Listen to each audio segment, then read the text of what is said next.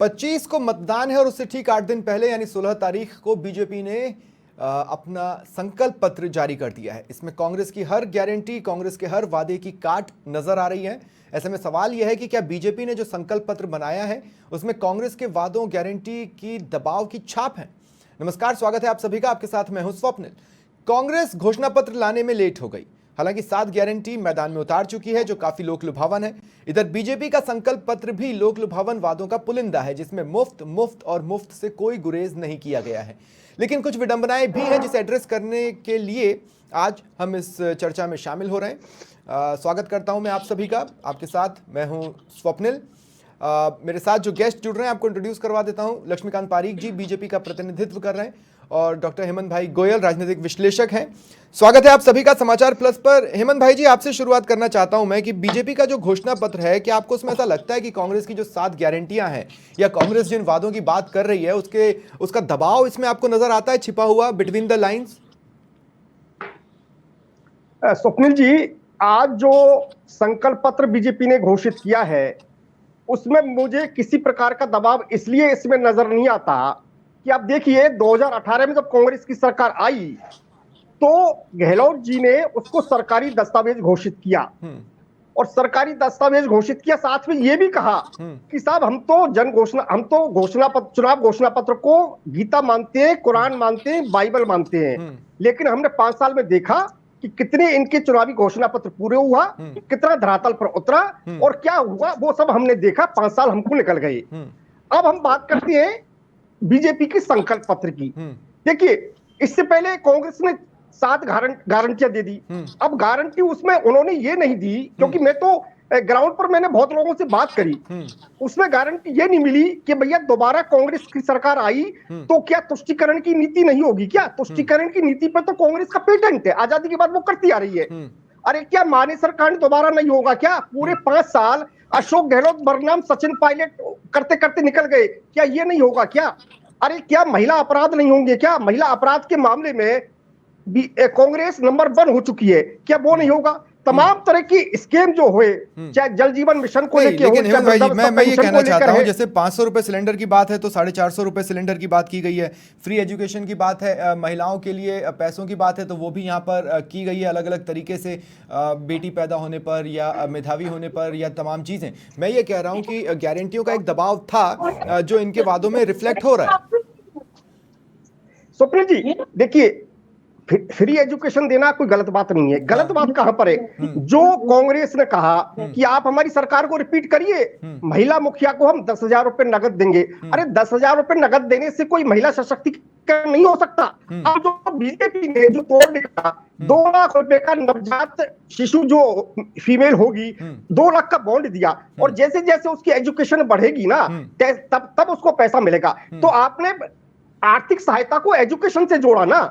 आप रोजगार दीजिए, आप उनको ट्रेनिंग दीजिए, आपको स्किल डेवलपमेंट करिए, वहां तक तो बात समझ आती है। लेकिन किसी महिला को नगद पैसा देके आप कौन सा सशक्तिकरण कर पाएंगे साहब? ये एक प्रश्न पैदा होता है। तो इसलिए बीजेपी ने जो संकल्प पत्र लाया, मुझे तो उसमें 2 पॉइंट्स रखे, या तो दबाव में है या फिर गारंटियों की काट है। आप ये कह रहे हैं कि इसमें गारंटियों की काट नजर आ रही है। मैं इस डिबेट को ओपन कर रहा हूं। लक्ष्मीकांत पारीक जी जो मेरे साथ जुड़े हैं, मैं उनके पास जा रहा हूं। लक्ष्मीकांत जी, मेरा सवाल आपसे बहुत सिंपल है। एक तरफ आप हेडिंग देते हैं 0 पेपर लीक और फिर आप वादा करते हैं एसआईटी के गठन का। क्या आपको भी अंदेशा है कि तमाम सिस्टम में कभी ना कोई तू डाल में पात के सेंस में सुरंग बना ले जाएगा?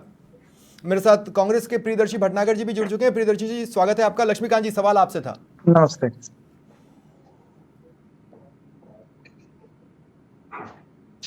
लक्ष्मीकांत जी,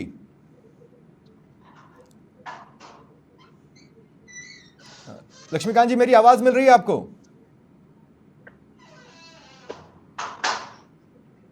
नहीं, शायद लक्ष्मीकांत जी तक मेरी आवाज नहीं पहुंच पा रही है। ठीक है प्रियदर्शी जी, मैं आपके पास आ रहा हूं।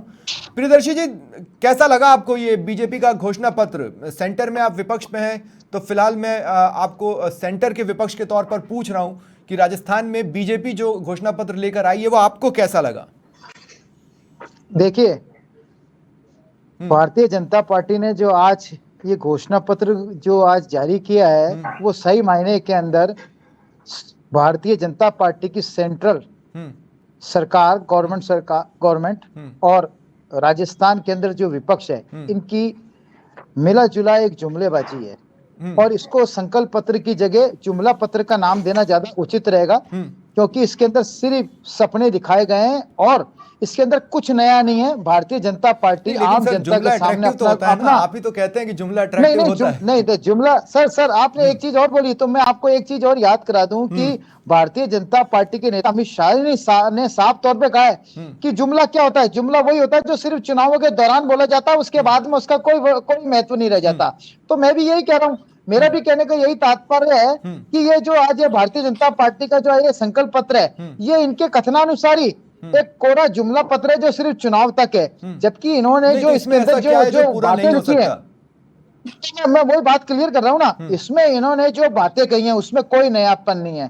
उसमें सिर्फ कांग्रेस पार्टी, उनके पास में ना तो कोई विजन है ना कोई मुद्दा है और सिर्फ कांग्रेस पार्टी की जो योजना है 4.5 साल के अंदर जो सफल योजना है उनका घुमा फिरा के एक रिपीटेशन है। जैसे कि मैं आपको बता दूं, इन्होंने सबसे पहले कहा है कि किसानों को मुआवजा देंगे, तो ये देश का और प्रदेश का किसान ये पूछ रहा है कि जो 3 काले कानून ये लेकर आए थे उसमें जो 733 किसानों को बलि चढ़ी थी उसमें जो इन्होंने मुआवजा देने का कमिटमेंट किया था, तो आज क्या ये किसान इनसे ये नहीं पूछेंगे कि उस मुआवजे का क्या हुआ। दूसरा, एमएसपी के ऊपर इन्होंने एक समिति बनाई थी जिसको कानून का जामा पहनाने की बात कही थी, उसका क्या हुआ उसके बारे में आज नहीं बोलेंगे। दूसरी चीज, आज ने इन्होंने फिर वापस से इनकी नियत में खोट है, इन्होंने बोला ईआरसीपी को लागू करेंगे। तो भैया आप साफ साफ बोल देते ना कि ईआरसीपी को हम राष्ट्रीय परियोजना का दर्जा देंगे, वो इन्होंने नहीं बोला। मैं ईआरसीपी का सवाल बीजेपी से लेने वाला हूं क्योंकि जब आप समयबद्ध लिखते हैं, मैं 2 चीज और व्यक्त कर दूं, मैं लूंगा प्रियदर्शी जी, लेकिन एक सवाल मैं आपसे और ले रहा हूं। उससे पहले मैं अपने दर्शकों को बता दूं कि समयबद्ध शब्द का इस्तेमाल इस घोषणा पत्र में बीजेपी ने किया है, लेकिन इसमें समय क्या है ये डिफाइन नहीं किया, जिसे जानना बेहद जरूरी है, जो मैं लक्ष्मीकांत जी से पूछूंगा। लेकिन प्रियदर्शी जी, मैं आपसे ये कह रहा हूं, आप कह रहे हैं कि गरीब महिलाओं को 500 में सिलेंडर मिलना चाहिए, बीजेपी कह रही है हम 450 में देंगे। अगर आपके लिए 500 पॉसिबल है तो किसी के लिए 450 पॉसिबल क्यों नहीं है? बेटियों के लिए अगर फ्री एजुकेशन की बात कर रहे हैं तो सरकार के लिए वो पॉसिबल क्यों नहीं है? मैं आपसे फिर कह रहा हूं, इसमें अट्रैक्टिव चीजें तो है, लोक लुभावन तो है ये। मैं आपकी बात समझ गया। पहली चीज तो आप ये बताइए 300 रुपए से 1000 रुपए सिलेंडर किसने बढ़ाया? भारतीय जनता पार्टी ने बढ़ाया। आज ये पहले तो खुद उसके अंदर 500 रुपए बढ़ा के 50 रुपए कम करके कौन सा जनता को ये क्या सौगात दे रहे हैं। दूसरी चीज, आज ये बात करते हैं कि कन्याओं को और उनको राजस्थान के अंदर माननीय मुख्यमंत्री की यशस्वी योजना चल रही है, मुख्यमंत्री कन्यादान योजना, जिसके तहत हर बालिका को 51,000 रुपए की आर्थिक सहायता दी जाती है। उसके अलावा जहां तक स्कूटी देने की बात है तो राजस्थान सरकार करीब 55,000 60,000 पीजी तक पढ़ा देंगे फ्री में। बिल्कुल पढ़ा। आप राजस्थान के अंदर आप देख लीजिए, एजुकेशन को राइट के रूप में कौन लेकर आया, स्वास्थ्य को राइट के रूप में कौन लेकर आया? कांग्रेस सरकार लेकर आई है। ये सिर्फ खाना पूर्ति एक अलग चीज होती है और वास्तविकता और धरातल पे वाली चीज अलग है। हमने तो करके दिखाया है, ये कह रहे हम करेंगे। अरे आपने सेंट्रल में क्या कर लिया? जो ठीक है प्रियदर्शी जी, मैं आगे आपके पास आऊंगा। लक्ष्मीकांत जी, अब आप मुझे सुन पा रहे हैं? जी बिल्कुल सुन पा रहा हूं। लक्ष्मीकांत जी, सबसे पहली चीज तो ये कि आज आपके राष्ट्रीय अध्यक्ष जेपी नड्डा जी ने जब संकल्प पत्र जारी किया तो उनका वो पढ़ चुके थे, संकल्प पत्र को अच्छे से उसके बारे में जानते थे और संकल्प पत्र को उन्होंने ही अपने भाषण में रखा। अभी जो लास्ट भाषण उन्होंने दिया उसमें हमने देखा जनसभा में बाकी लीडर्स अभी भी संकल्प पत्र पर कुछ खास बोल नहीं रहे, वादों को दोहरा नहीं रहे। अभी भी आप कांग्रेस के फेलियर्स पर ही ज्यादा डिपेंड कर रहे हैं। क्या आपको खुद के संकल्प पत्र पर भरोसा नहीं है? देखिए, भारतीय जनता पार्टी का संकल्प पत्र आज हम सब ने जनता बीच रखा है। किसी पार्टी का जो संकल्प पत्र होता है, उसका घोषणा पत्र होता है, वो जनता के उसके बीच का एक एग्रीमेंट होता है कि आने वाले 5 वर्षों में वह सरकार क्या काम करेगी। नहीं, पर ये लीगल एग्रीमेंट नहीं होता है, आप भी जानते हैं। खैर, हाँ बिल्कुल निश्चित। देखिए, लीगल इस बात की कि लोकतंत्र में जनता के द्वारा चुने हुए प्रत्यक्ष शासन प्रत्यक्ष जनता का ही शासन होता है और जनता के शासन में जनता के नुमाइंदों द्वारा प्रस्तुत किया गया ये संकल्प पत्र निश्चित रूप से आपके लीडर्स इस एग्रीमेंट के बारे में लोगों को क्यों नहीं बता रहे हैं जनसभाओं में, सिवाय जेपी नड्डा के? बिल्कुल बता रहे हैं। आज से शुरुआत हुई है, आपसे हम दोहरा रहे, लगातार दोहरा रहे। अब आप किसान की बात करें, माननीय मोदी जी ने आपकी तरह, कांग्रेस के लोग बड़े बौखलाए हुए होते हैं। देखिए, जो माननीय मोदी जी किसान निधि एक बटन दबाया और हिंदुस्तान में किसानों के खातों में पैसे पहुंच गए, ठीक है, ये काम किया है। इनकी तरह सब लोगों के पास के नंबर होने के बाद भी आपने बिजली का फायदा सब लोगों को नहीं दिया और लोगों को लाइन लगाने का काम आपने किया। मैं अभी मेरे फाजिल दोस्त अभी तो आप बिजली कितने रुपए में रखेंगे ये आपने घोषणा पत्र में नहीं जोड़ा है सर? देखिए बिजली का सबसे पहली बात है बिजली का उत्पादन। हाँ। मैं कांग्रेस के लोगों ने काम पैसे नहीं, अगर कांग्रेस ने बिजली महंगी की है तो आप कितना सस्ती करके देंगे, ये आपने घोषणा पत्र में नहीं बताया है। मैं आपसे सीधे कह रहा हूँ। बता मैं देखिए, अब आप सीधी तौर बात करें, यदि महिला उत्थान की बात करती कांग्रेस तो मुझे लगता है इनका नतीजा शून्य होता। महिलाओं में अत्याचार में राजस्थान नंबर 1 हो गया। मेरे फाजिल दोस्त बोल रहे थे, मैं समझता हूं उसकी गारंटी देते हो ठीक नहीं, लेकिन आप अभी भी नहीं बता रहे हैं बिजली कितने में मिलेगी आपके अंडर में अगर आपकी सरकार आती है तो। देखिए नियमांकन आयोग का जो कमिटमेंट है उसके अनुसार हम उसमें कार्रवाई करेंगे। अब मैं आपसे एक सवाल लेना चाहता हूं। देखिए आप हेडिंग देते हैं जीरो पेपर लीक, और नीचे आप बात करते हैं एसआईटी के गठन की। ये दो बातें एक साथ कैसे चल सकती है? अगर जीरो पेपर लीक होगा तो एसआईटी के गठन की जरूरत ही नहीं पड़ेगी। संपूर्ण राजस्थान में बिजली पहुंचाने के लिए संकल्पबद्ध है। हाँ, नहीं, मैं आपसे ये कह रहा हूँ, दो सेकंड लक्ष्मीकांत जी, मेरी बात सुन रहे हैं ना? अब मैं आपसे ये कह रहा हूं कि आप हेडिंग देते हैं जीरो पेपर लीक और नीचे आप लिखते हैं कि त्वरित कार्रवाई के लिए एसआईटी का गठन करेंगे। आप कहिए ना कि पेपर लीक होगा ही नहीं। अगर आप एक ये मानकर चल रहे हैं कि पेपर लीक हो सकता है, इसमें प्रतिबद्धता कहां है? ये कि इस बात की प्रतिबद्धता है कि कठोर कार्रवाई पर होगी, इसलिए जब कठोर कार्रवाई तो पेपर लीक से घटना सामने आ ही नहीं सकती। अरे सर, तो फिर हेडिंग जीरो पेपर लीक क्यों के देंगे? माध्यम से आपके नेता गिरे जा चुके हैं। हाँ। और उन नेताओं को आपने टिकट देने का काम किया, और जो नेता पर जब छापे पड़ते हैं तो आप बौखलाहट में आ जाते हैं। तो निश्चित रूप से कांग्रेस की वेंटिलेटर की व्यवस्था है। ठीक है।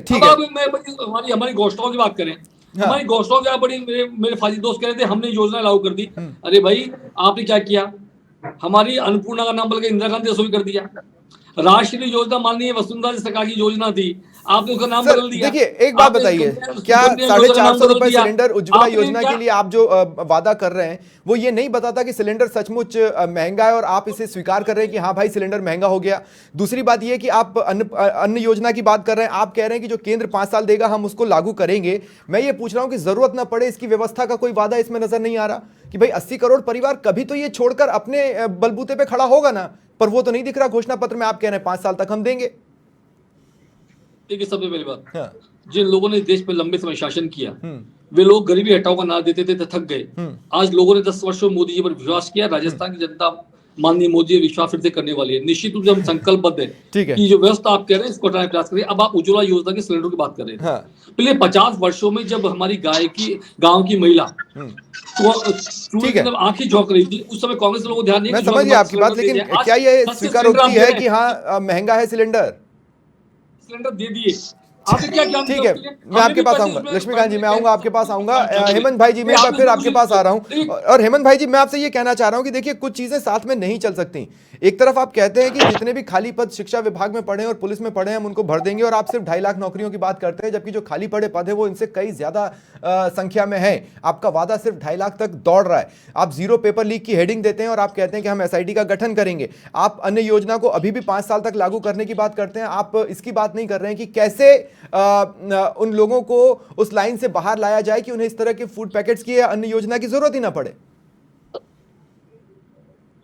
देखिए स्वप्निल जी, अभी जो आप एसआईटी की बात कर रहे थे ना, जो मेरे जितने समझ में आया वो एसआईटी का गठन केवल पेपर लीक प्रकरण के लिए नहीं हो रहा है। एसआईटी का गठन तमाम तरह के स्कीम जो गहलोत शासन में 5 साल में हुए, चाहे वो जल जीवन मिशन हो, चाहे अग्रसेन गहलोत का फर्टिलाइजर सब्सिडी स्कीम हो, चाहे जितनी भी जो स्कीम हुए, चाहे वृद्धावस्था पेंशन का भ्रष्टाचार किया हो, वो तमाम जो स्कीम गहलोत सरकार में हुए, और चाहे पेपर लीक प्रकरण हो जो रिकॉर्ड बना 17 बार पेपर लीक प्रकरण, तो तमाम स्कीम की जांच के लिए एसआईटी का गठन किया जा रहा है। और बीजेपी ने यह वायदा करने की कोशिश की है कि हमारी शासन में पेपर लीक प्रकरण बिल्कुल नहीं होगा। अब हमें एक बात और समझनी चाहिए जो मेरे समझ में आती है, वो ये कि गारंटी और संकल्प में मैं थोड़ा सा फर्क मान के चलता हूं। चाहे वो मान लीजिए हेयरलाइन डिफरेंस है, गारंटी एक प्रोफेशनल शब्द हो जाता है, जबकि संकल्प एक ईमानदार और शुद्धता का मामली एक शब्द हो जाता है। तो मैं उसको इस तरह से भी देखता हूं, क्योंकि देखिए गारंटी कितनी भी दें, लेकिन सरकार ने गारंटियां पूरी की नहीं। अब आप जो कह रहे हो 2.5 लाख नौकरी, तो 2.5 लाख नौकरी तो वो जो सरकार बीजेपी का संकल्प है कि 2.5 लाख तो हम देंगे ही देंगे।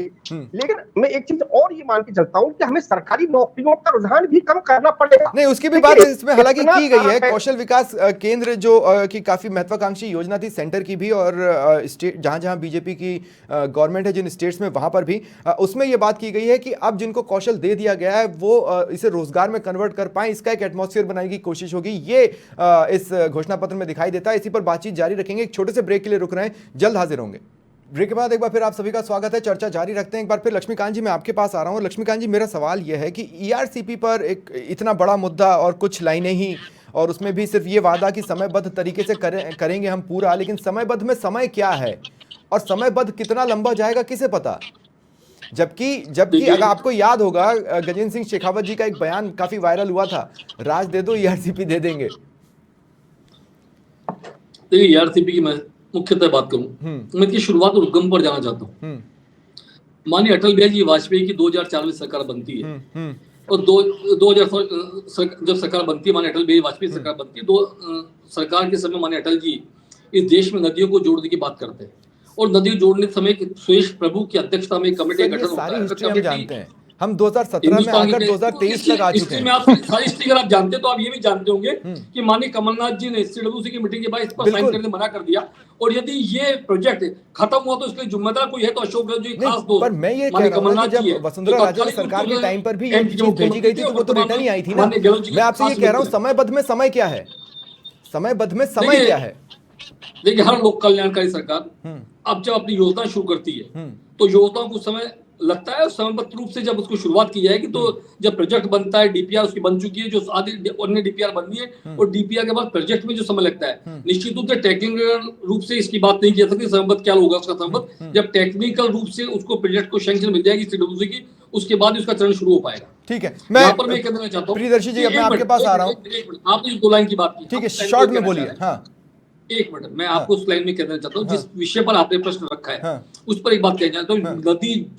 नदी जोड़ो अभियान के अंतर्गत इन्होंने ई सरदा प्रोजेक्ट पर जिस प्रकार 2300 करोड़ रुपए पानी बहाने का काम किया, हमारा कहना है कि बाकी राजस्थान के 10 जिलों पर आपने ध्यान नहीं दिया। हम राजस्थान के संपूर्ण 13 जिलों पर ध्यान देना चाहते हैं, और हम चाहते हैं कि नदी जोड़ो अभियान के अंतर्गत इस योजना को ले लिया जाए, तो केंद्र उसके लिए 80% अधिक पैसा देने को तैयार है। उस पैसे का उपयोग, लेकिन कांग्रेस के लोग इस पैसे का उपयोग नहीं करना चाहते। यहाँ पर बता दूं, राजस्थान एक मिनट राजस्थान में स्टेट डिसाइड करेगा, सेंटर क्यों डिसाइड कर रहा है। कांग्रेस की सरकार जल मिशन योजना के माध्यम से भारी भ्रष्टाचार कर चुकी है। ठीक है, ठीक है प्रियदर्शी जी, अब मैं आपके पास आ रहा हूँ। प्रियदर्शी जी, मैं ये कह रहा हूँ कि 7 गारंटियों के बाद आपका घोषणा पत्र तो अभी भी दूर दूर तक नजर नहीं आ रहा। बीजेपी कम से कम आप जिसे जुमला कह रहे हैं, जुमला ही में अगर मैं बोल दूं तो वो लेकर मैदान में तो उतरी है। आप तो सिर्फ 7 गारंटियों के साथ घूम रहे हैं, बाकी के वादों का क्या, उन वादों की यात्रा का क्या।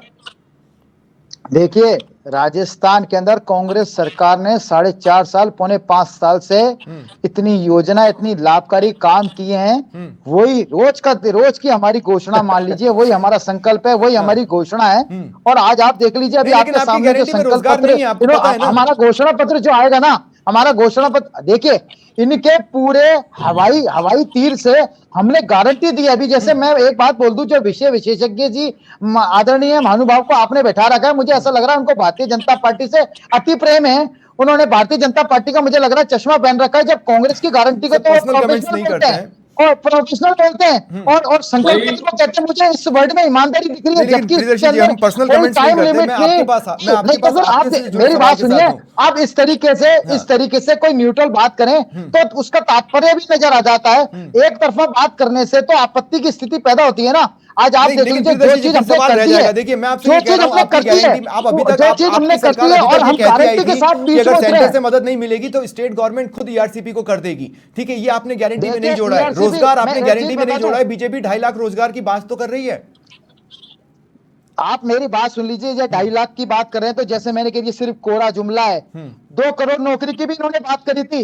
देश की जनता, प्रदेश की जनता जानती है, जो 2 करोड़ की नौकरी इन्होंने आज देख लीजिए, 8 साल 9 साल का इनका शासन हो गया, इन्होंने 2 करोड़ क्या 2 नौकरियां भी नहीं दी। किस मुंह से ये 2 लाख की बात करते हैं, जबकि राजस्थान के अंदर कांग्रेस सरकार ने अभी तक 2.5 लाख नौकरियां दे चुके हैं, जिसके अंदर 1,65,000 तो सरकारी नौकरियां हैं। रोजगार के इतने साधन उपलब्ध कराए हैं, युवाओं को रोजगार के बहुत साधन मुहैया कराए हैं, उसके ऊपर तो इनका जवाब नहीं है। उसके अलावा ईआरसीपी की बात करते हैं, तो मोदी जी अपने जो कमिटमेंट है, जो वायदा राजस्थान की जनता से करके गए थे, आप लगभग 2 साल से ये कह रहे हैं कि हम अपने दम पर करके दिखा देंगे, तो आप गारंटी दे देते कि हम अपने दम पर करके दिखाएंगे।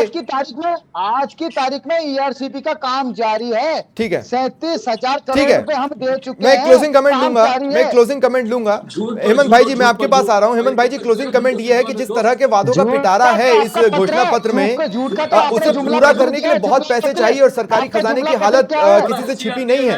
इम्प्लीमेंटेशन ही सबसे बड़ा रोड़ा बनेगा इस घोषणा पत्र का, अगर बीजेपी की सरकार आती है तो। हेमंत भाई जी, स्वप्निल जी, मैं मेरे मित्र को मेरे कांग्रेस के मित्र को एक छोटा सा जवाब दे दूं। अगर आप में हिम्मत है तो मेरे प्रश्न का जवाब देना। सुनिए आप सर, आप क्लोजिंग कमेंट दे दें प्लीज, मेरे पास डिबेट का टाइम में खत्म हो चुका है। आप सिर्फ क्लोजिंग कमेंट दे दें जो नहीं मैंने आपसे सर, पूछा। सुनिए, हाँ सर, कांग्रेस के जन घोषणा पत्र 2018 में ये वायदा किया गया था कि दिव्यांगजनों के परिवारों को बीपीएल की तरह सुविधाएं दी जाएंगी। आज तक 5 साल निकल गए, 25 लाख दिव्यांगजन परिवारों को आज तक बीपीएल की सुविधाएं नहीं मिली है। ये कांग्रेस की गारंटी है। बीजेपी के घोषणा पत्र पर भारतीय जनता ये भी बता दो, भारतीय जनता पार्टी में कौन से पद पर आप आसीन हो, ये भी बता दो। मेरे प्रश्न का भी आप जवाब दे दो। कुल मिलाकर घोषणा पत्र अब सभी के सामने आ चुका है और काफी लोक लुभावन वादे इसमें नजर आते हैं, लेकिन क्या ये भाते हैं प्रदेश की जनता को, ये देखना होगा। फिलहाल इतना ही, नमस्कार।